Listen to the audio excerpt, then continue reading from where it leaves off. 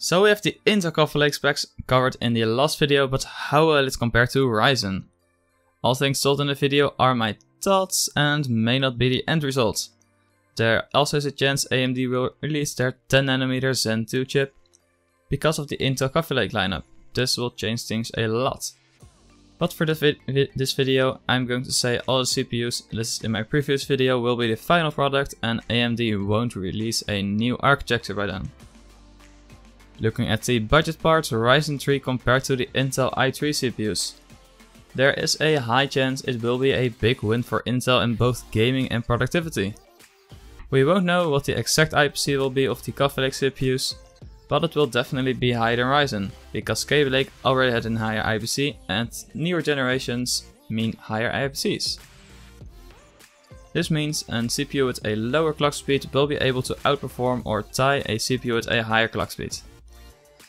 The i5, 8300 and 8350K will definitely outperform any Ryzen 3 CPUs.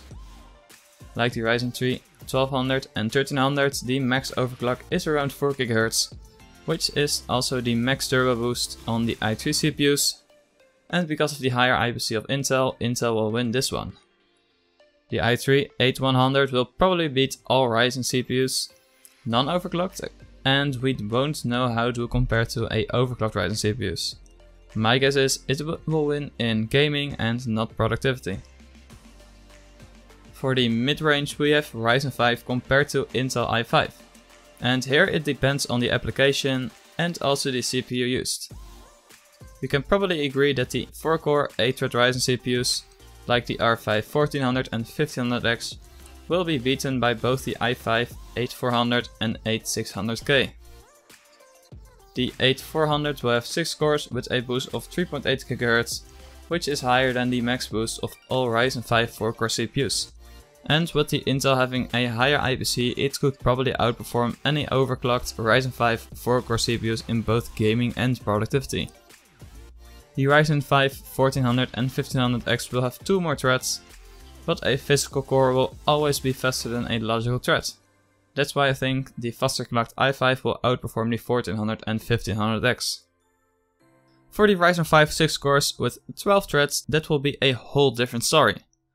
Both the Intel 5 1600 and 1600X can be overclocked to around 4 GHz, and also it has 6 more threads than the i5s, which is a lot. In productivity like video editing, I think Ryzen 5 will win because it has 6 more threads and around the same overclock speed as the i5 8400. We won't know how the i5 8600 will overclock, but in productivity I think it would be beaten by the Ryzen 5 6-core CPUs. Gaming is a whole different story. Like seen in my video, if more cores and more threads matter in gaming, the results showed more cores benefited in pretty much all games, while having more threads didn't see a huge benefit, except in the minimal FPS in some games.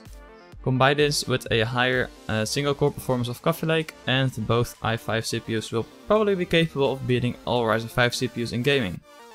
Except if the game benefits much from more threads, which could be the case in some upcoming games, but we'll see if it happens. Looking at the high-end Ryzen 7 compared to the Intel i7. This will probably be around the same as Ryzen 5 versus the i5, but now the difference isn't 6 threads, but 4 physical cores and 2 threads. This is a win in core count for Ryzen 7.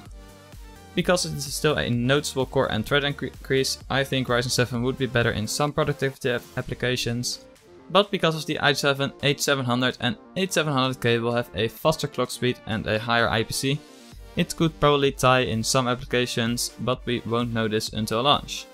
For gaming, I think it will be a win for the i7 CPUs, since the clock speeds are higher and it has a higher IPC, and I don't think many games will benefit from having more than 6 cores. This may change in the future, but we won't know until that happens. For the change in the CPU market, I think Intel will get a lot of sales back, especially in the low and mid range, but we will see exactly what happens when it launches. Myself, I have no regrets in buying the Ryzen 5 1600, since I do a lot of both gaming and editing. Also, I don't recommend pre-ordering any CPU or all hardware in that matter before you actually have seen some benchmarks from good sources. So that is for today. Let me know down below in the comments what CPU you think will win. Leave a like if you thought the video was good, a dislike for the opposite, and stay happy.